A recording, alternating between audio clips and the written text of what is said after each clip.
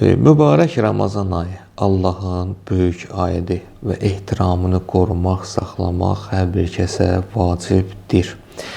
Ona görə də sualda qeyd olunur ki, mən özüm oruç tutmuram. Cəmiyyət arasında, küçədə, bazarda gəzib dolanıb yemək yeyə bilərəm, su içə bilərəmmi? Cavabı belə verərdik ki, hətta üzürlü səbəbdən oruç tutmayan xəstə və yaxud digər şəxslər də ki, üzürlü səbəbinə görə oruç tutmurlar. Hətta onların da belə dinimiz onlara tapşırıq verir ki, onlar da cəmiyyətdə məsələn bu işlərdən çəkinsinlər.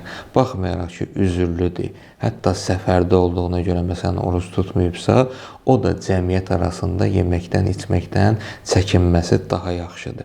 Bunların çəkinməsini din göstərirsə, səbəbsiz yerə, üzürsüz yerə oruç tutmayan insanın da Ramazan ayına hörmətsizlik sayılmasın deyənə, onsuz da tutmaması bir hörmətsizlikdir. İkincisi də mübarək Ramazan ayının ehtiramını cəmiyyətdə o cür gəzib, belə deyək, yemək içməklə, özünü su içməklə, qidalanmaqla ikinci bir zərbəni də vurur, ehtiramsızlıq, hörmətsizlik edir. Bu haldan çəkinməyi daha yaxşıdır və hətta vacibdir.